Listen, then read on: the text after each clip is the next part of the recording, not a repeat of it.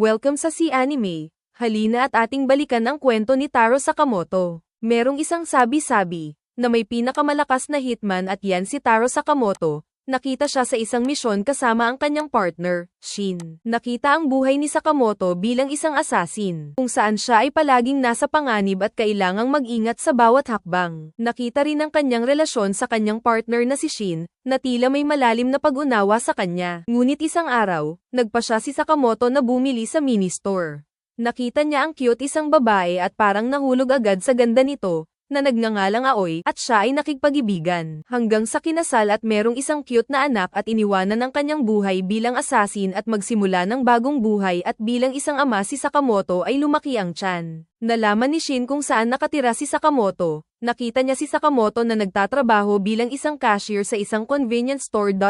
Pumasok na si Shin the Clairvoyant, at nalaman ni Shin na retired na si Sakamoto at pinilit na bumalik sa organisasyon. Nalaman ang kanyang mga pakikipag-ugnayan sa mga customer at ang kanyang pagiging normal na buhay. Ngunit hindi niya makalimutan ang kanyang nakaraan bilang assassin. Si Sakamoto ay tumutulong din sa kanilang baryo at sa mga tao para mapadali ang kanilang buhay. At hindi ito nagustuhan sa kanyang dating partner na si Shin dahil tumaba na talaga si Sakamoto, pero idol niya parent si Sakamoto. Tinawagan si Shin sa kanyang boss para patayin si Sakamoto. Dahil si Sakamoto ay lumabag sa rules na umalis na walang palem, at nagalit ang kanyang boss kung hindi ito gagawin ni Shin ay merong mga tauhan ng kanyang boss na ipapadala para patayin si Sakamoto. Pinag-iisay pa ni Shin kung papatayin ba niya talaga si Sakamoto at biglang bumalik ang alaala niya nung sila pa ang magkasama. Hanggang sa tuluyan na talga niyang papatayin si Sakamoto.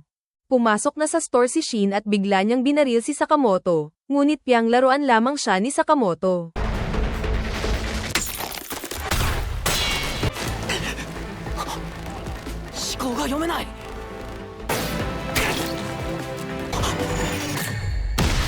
Pagdilat ng mata ni Shin, nagulat siya na nasa bahay na siya ni Sakamoto.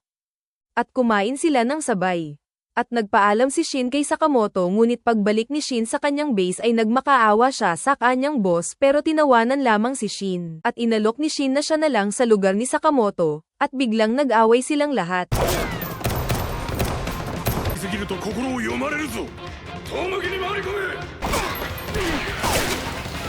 Habang si Shin ay naghihirap, biglang dumating si Sakamoto para tulungan siya.